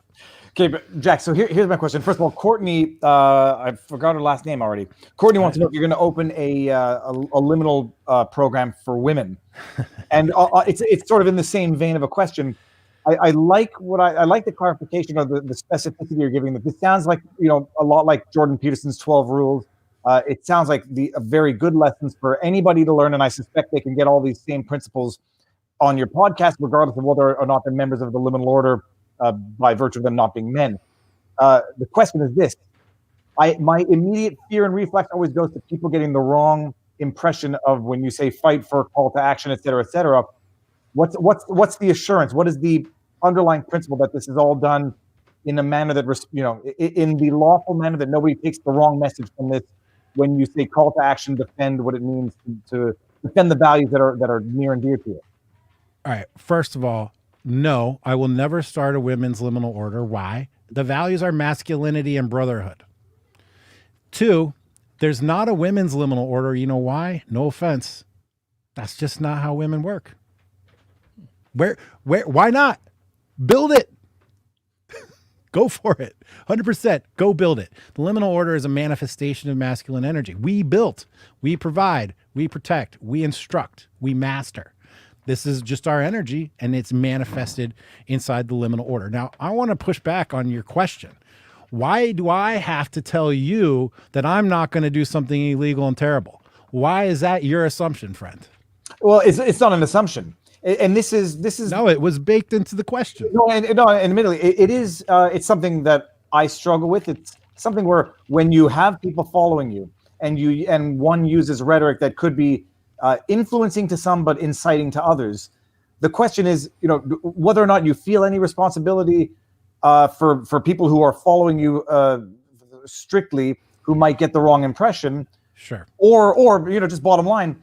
If it's, I suspect it is baked into the principles itself that you do this and you fight for things lawfully. Otherwise, you just become the monster that you're battling. And I mean that's the fine line. Now, I do agree. In social media, especially in social media, the tendency is to say you're guilty of all the comments of your subs and your followers, and look who watches you, look who's commenting. Therefore, you must be doing something wrong if you're attracting a crowd that says certain things. And I don't believe in guilt by association. The only question is when you use I won't say inflammatory rhetoric, but emotional rhetoric, because you're emotional and you want to get the point across. Where do you feel the responsibility or weigh the words to make sure that nobody gets the wrong impression?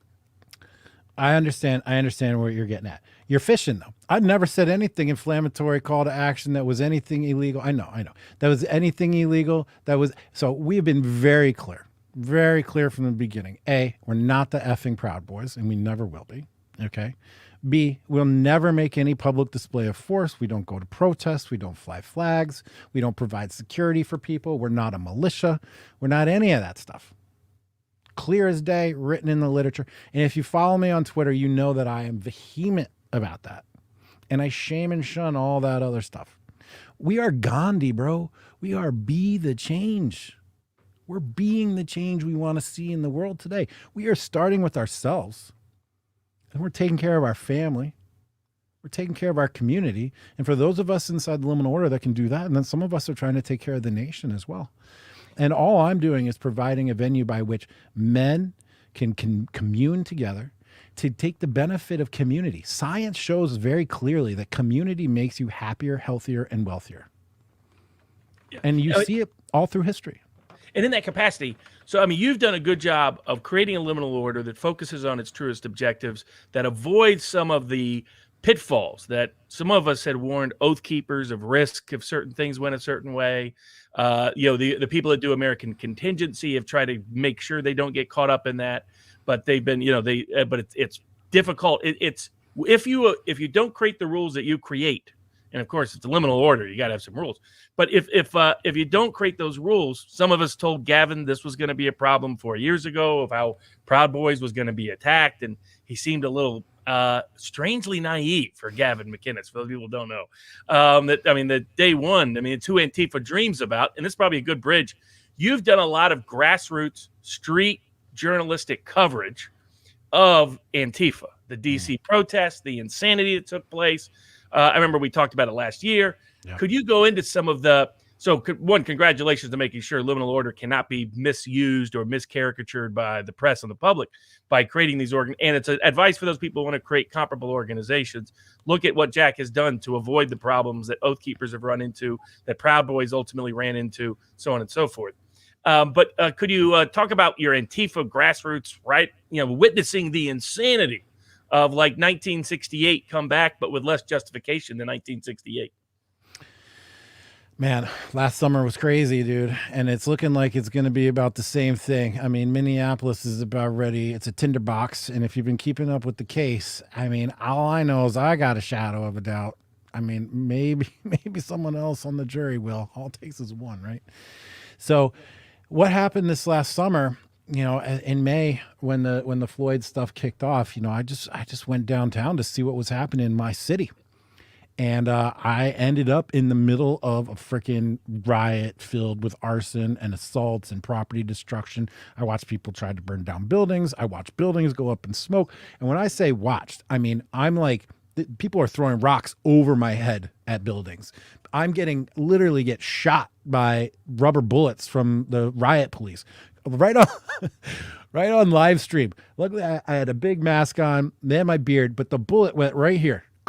And it hit me right in the throat. Luckily, it had gone through my beard and my mask and everything, but it was on live stream. Oh, it knocked me down on the ground. It was pretty funny. But I never once said, hey, guys from the LO, come down here and support me. Hey, let's go down there and make a scene. Hey, let's go hold some territory. Hey, let's go storm this building.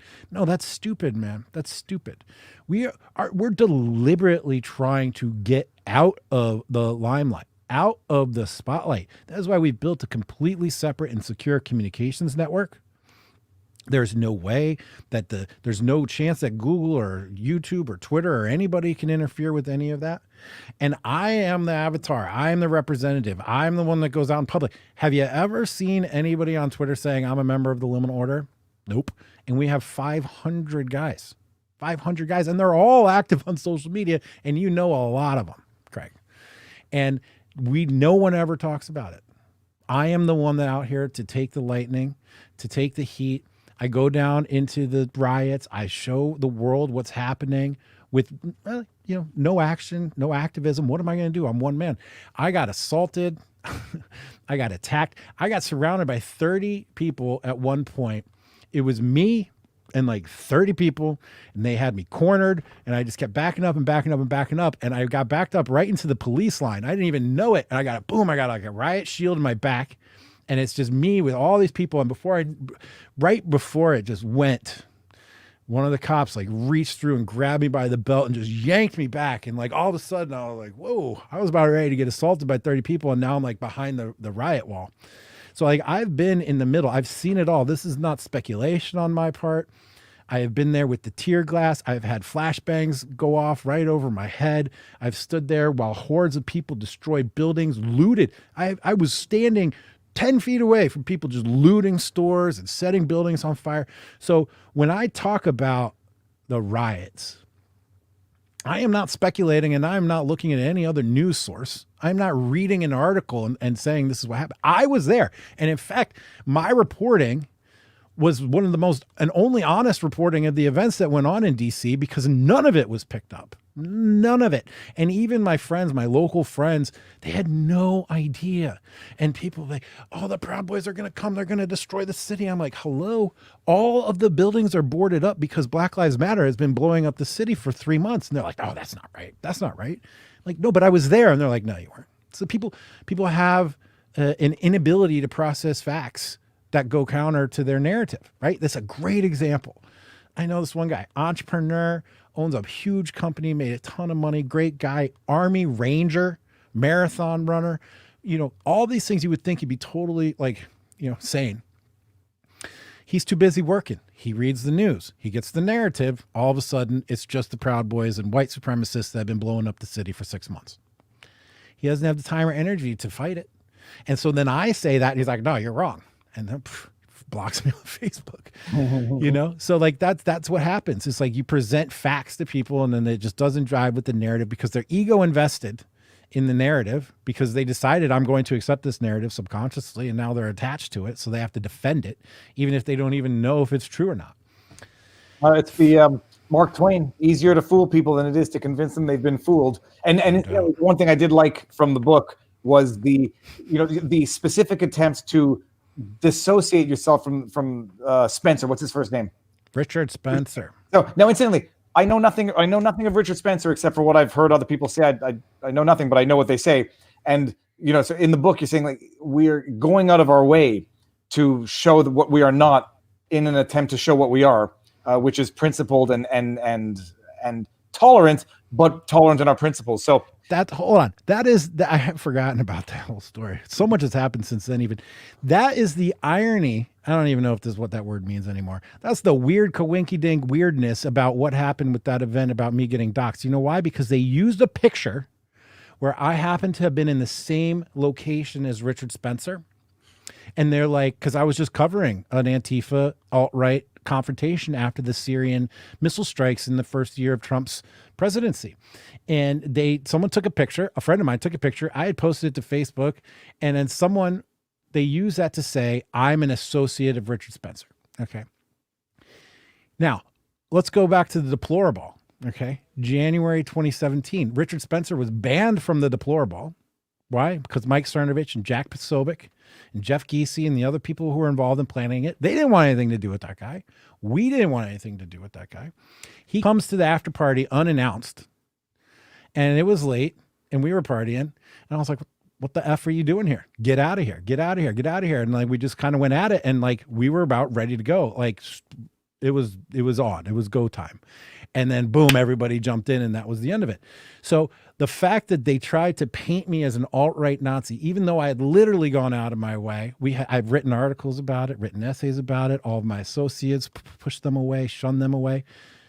It still didn't matter. The accusation, despite concrete evidence documented in the news, it was written about by The Atlantic, The New Yorker, and stupid ass Oliver Darcy from Business Insider at the time. Mm-hmm. They all wrote about it, and it was on the internet, and it still didn't matter. So narrative and accusations rule over fact and research anytime. Sorry to interrupt you. No, Dora. Now, you said we only had about 60 to 90 minutes. We've already gone over that. We're going, bro. Let's go. Okay, so here's the question now. You were, I listened to the book in the joy of when Trump had been elected and was still president. what now, and what's the level of despair, desperation, or optimism, seeing what's happening to Title IX, seeing the new administration, and seeing where things are going? Look, Trump was the best thing at the time. Does that mean he was a good thing? I don't know. Does that mean he was good at his job? I don't know. Did he screw up a hell of a lot? Yes. Was he a coward in a lot of cases? Yes. Was he an ineffective manager and a terrible hirer and a terrible institution builder? Yes. Was he like a terrible politician and bureaucrat? Yes. Was he what we needed at that time? Yes. Right? I mean, all these things can be true. And he can be a disappointment. I'm definitely disappointed with a lot. He fired people that I'm friends with that he never should have fired. He backed down from the mob. He gave in so many times. He didn't hire the right people. He didn't respect them, and he didn't have those people's back. That's the part that burns me up the most about all of it, is the way that he hung loyal, dedicated people. He hung them out to dry like a bitch. I hated that. Now, did we need that? Yes, we needed him in 2016. If Hillary Clinton would have gotten elected, all the things I wrote about in the book would have been 10 times worse. All the stuff we're dealing with now would have happened in 2016 and would have been farther along. He was a weapon that failed to detonate. Man, he was a bomb we dropped on the city that didn't explode. What a disappointment in that regard. Would I do it all over again? Hell yeah, I would. I mean, look, remember the choices. The choice was Trump or Hillary Clinton, right? It's the same thing. Trump or Biden, of course. It's silly. That's a no question, right? Because he may be incompetent and he may have screwed up and he may have let the people I know and respect hang out, hang him out to dry. But, those were the choices, and that's what we did, and we would do it again. He also awoke. He woke up American nationalism. And I think that is a good thing.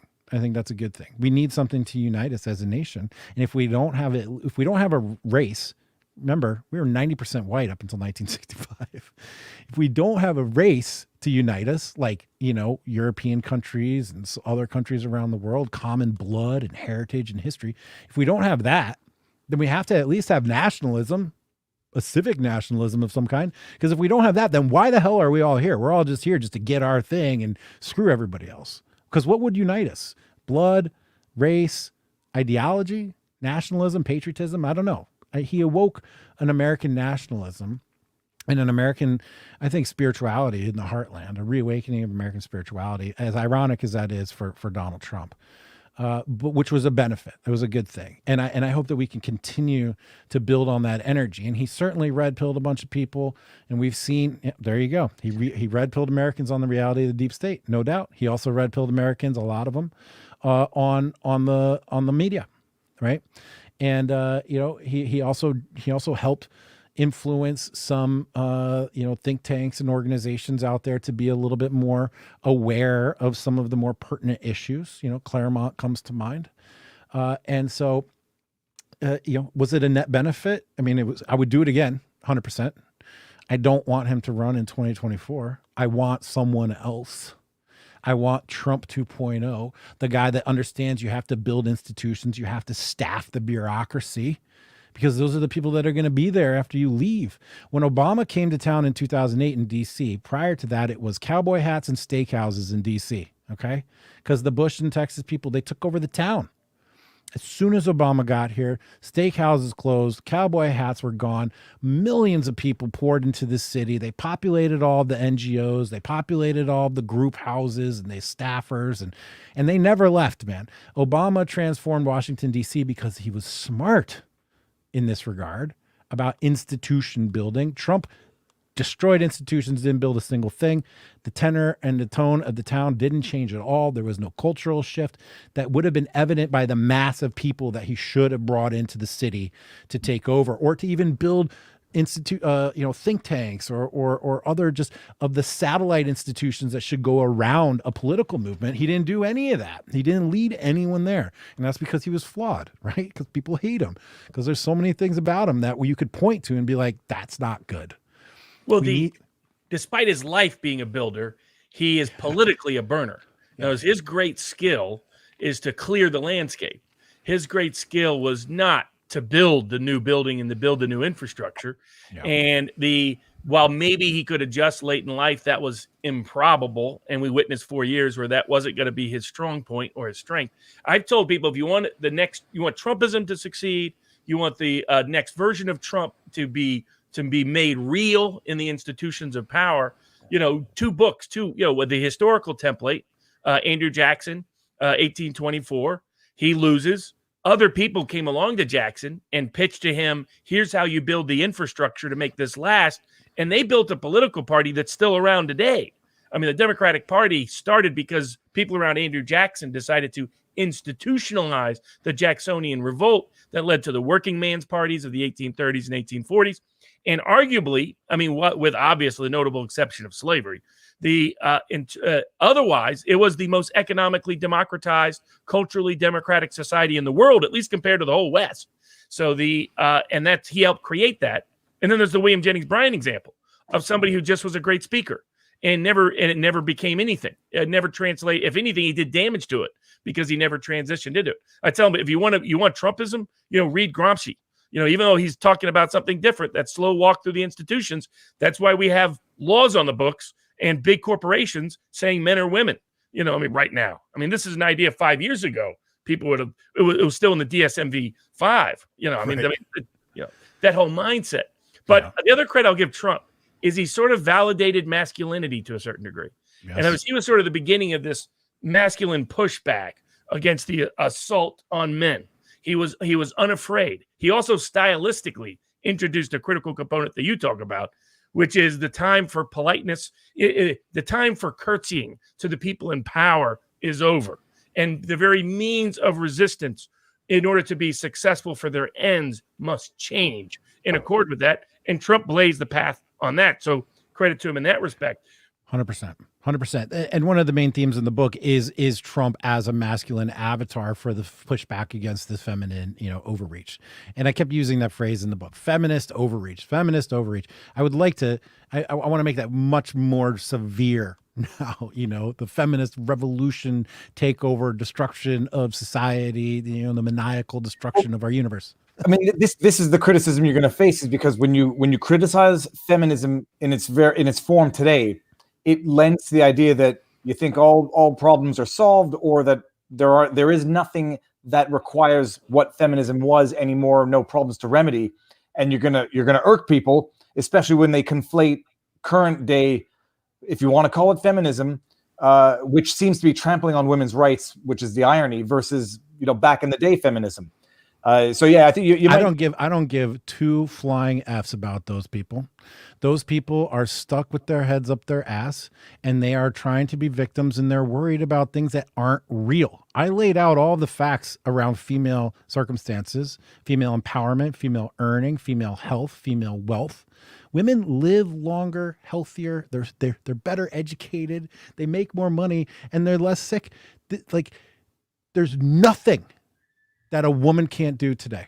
In fact, we have charity programs for women called the U.S. Women's Soccer Team, right? Because if we didn't have a women's soccer team, there would be no women playing soccer.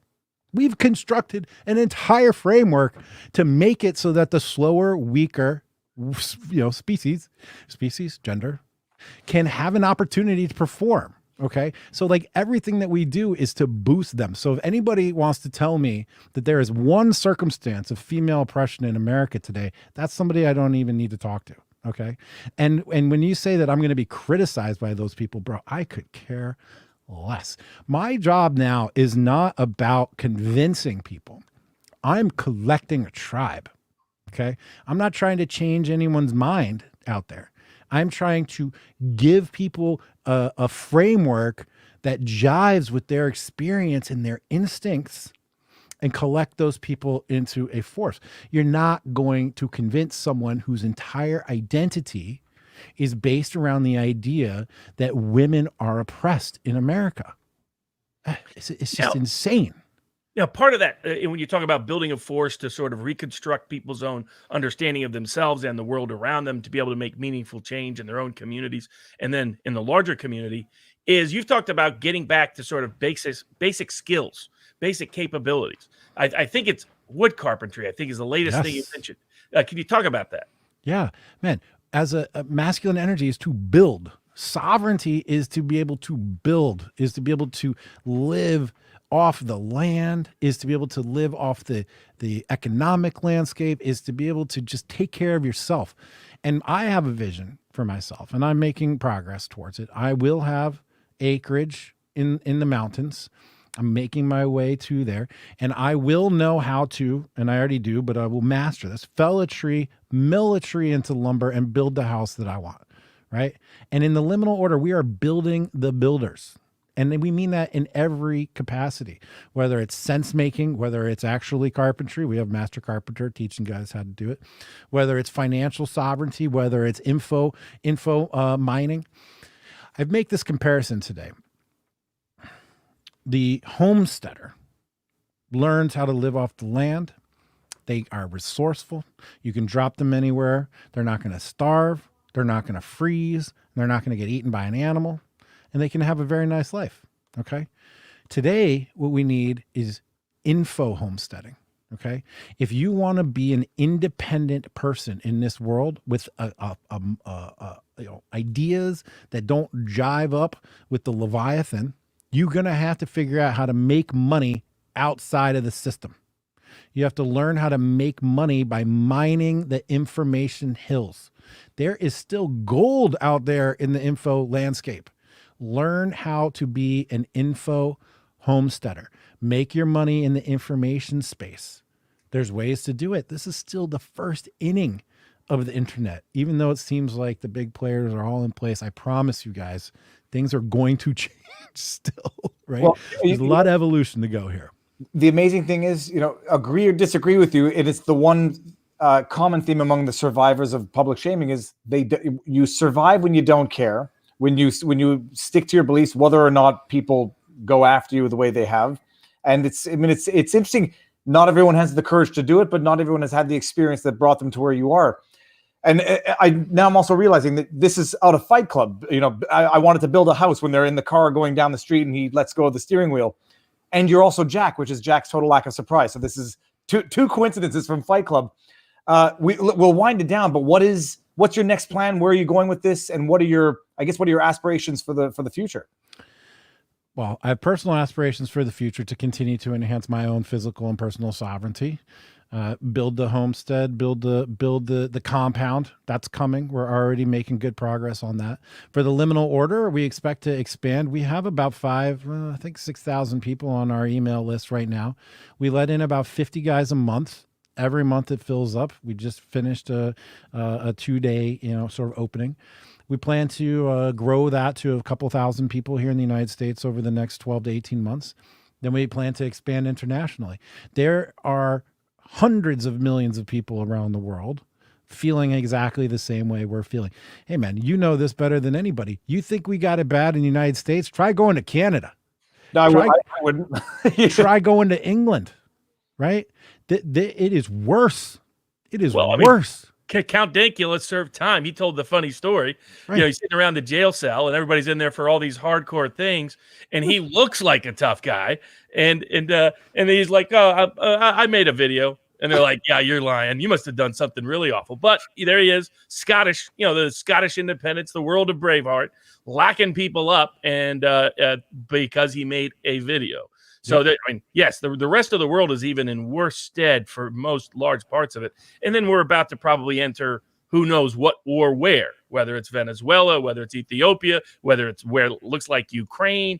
And, we see it sort of, wholesale and broad scale, and it's scary and frightening in many capacities. But you're one of the key people building the sort of an integral component of what I loosely call the real resistance to this kind of mindset mentality. Another guy's doing his own little bit is Tim Pool. You're often 100%. On Tim's show. I remember every other Wednesday. A little skater hacker guy. What's your take on that whole watching Tim's rise and being on the show? All right. First thing about Tim Pool, he's the hardest working man I know. Okay. That dude cranks out 5-6 videos a day and then does a 2-hour podcast every night. And of course, that's not just 2 hours. That's 4 hours, an hour on either end, right? That dude cranks, and he has been consistent and hardworking for years. Years. Dude has earned everything that he's got. He's got an empire. Bro, does he have an empire and a huge reach. I am the, like, I was the first guest on Tim Pool as podcast back in February of last year, before pre-corona. I'm on there every other Wednesday. I'll be on next week. And since I've been on Tim Pool now for about 8 or 9 months, I get recognized walking down the street. And I used to get that occasionally in DC. Every once in a while, that would happen to me. And certainly at any sort of political event, people know me very well. But I am getting recognized now. I go into a restaurant. People come out from the kitchen to say thank you because they watched Tim Pool. I went to a hotel, and first thing that happens, I walk in. People are like, "Oh my God, Jack Murphy, Tim Pool." People cross the street, dog walkers. I'm with my kids. People are like, "Oh my God, are you Jack Murphy? Are you Jack Murphy?" My kids are like, whoa. I guess what they call my words in the basement, writing my book in the basement like 3 years ago, paid off, and they're starting to see that. So Tim is part of an essential component of the free media, right? You guys remember when we were younger, there was that movie Christian Slater. I can't remember what it was called, but he was like a pirate radio host. With Winona Ryder, it was... oh, gee, the chat's going to get it in 30 seconds. It had a number in the title, I think. So being a pirate radio host sounded real cool back then in the 80s, right? And basically that's where we are now, pirate radio, right? We can broadcast out to the whole universe, not just something local. You can say whatever you want, more or less. And you can reach just a ton of people. Pump up the volume, by the way. What's that? Pump up the volume. Oh yeah, pump up the volume. Exactly right. And so I feel like right now I'm living the dream, honestly. I am so perfectly aligned with my personal values, with my mission in life, my day-to-day action, the impact that I'm having on the world. And now I also know that my personal values and the values of the liminal order and the thing that I'm doing every day are the actual values that we need in order to save Western civilization. I could not be in any more perfect alignment. And I feel like I am being propelled across a frictionless surface. I wake up every day thrilled. I can't go to sleep at night because I got so much going on in my head, and I'm excited to do everything. The podcast is picking up like crazy. The guest list is just so impressive. I'm honored with the people that come on and give me their time and allow me to pick their brains. I'm going to keep pushing that. I've hired a producer, re-upped all the graphics. I got a whole new studio here in the house. I'm just going to keep pushing that. We're going to keep growing the liminal order, and we're going to keep living our values, embodying our values. Walk the walk, guys. It's the manliest thing you can do is live your values. Absolutely. Well, I realize we can tie in Jack to Count Dankula, who did a good his little series, Mad Lads series, where he talks about Blackbeard. So I realize that's who Jack is currently reminding me of. All you gotta do is tie some little explosives to the bottom of the beard. And this is my book reference for the night, The World Atlas of Pirates. Nice. Pirates are actually great populist revolutionaries of their own kind. Half of them were freed slaves. I'm still waiting for woke Hollywood, the supposed, actually I pitched this idea to Wes. If he was actually interested, he may do it because it'd be like him because he's on his own political world. But people forget that half of pirates were freed slaves.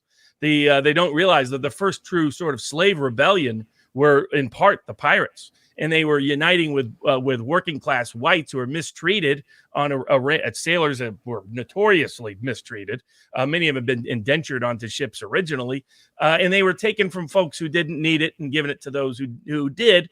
And a democratized entrepreneurial mechanism of wealth allocation outside of the institutional control. Redistribution of assets. So funny thing, inside the LO, my nickname is Blackbeard. Definitely. And I draw a rhetorical reference to Bronze Age Pervert as well. There's a lot going on in his book, Bronze Age Mindset. Everyone should read it. Take what you want, leave the rest. But one of the key things that he talks about is that the world needs pirates. You need outlaws. We need people that are willing to set sail for a destination unknown, seeking adventure and conflict, to be independent and sovereign. And I think that's the prime message in that book as well. All right. And that might be the best way to end this. Jack, Robert, obviously, thank you as always. Stick around, Jack, Robert. We'll say our proper goodbyes. Everyone in the chat, thank you very much. Drop a thumbs up before you leave and leave a comment to blast up the chat there. And there'll be a live chat after party that I'll drop in at vivabarneslaw.locals.com. Can I drop a couple plugs real quick, bro? Absolutely. Everywhere where people can reach you. All right, liminal-order.com. If you are a man who believes in the power of masculinity, brotherhood, and sovereignty, please join the email list. New emails every Monday, and you have an opportunity to join once a month at the beginning of the month. Follow me on Twitter at Jack Murphy Live and go to the YouTube channel. Y'all are on YouTube right now. Tell you what, it's Jack Murphy Live. Head on over there. Hit the subscribe button. New videos every day, new podcasts every week, and every other Friday we have a bomb panel discussion. Have to get you guys on there as well too. So thank you very much. I appreciate it. Any day, and I'm going to put all those links in the pinned comment as well, so you can all find them more easily. I just may ask Jack to send them to me afterwards, but that's it. And if everyone enjoy the week, and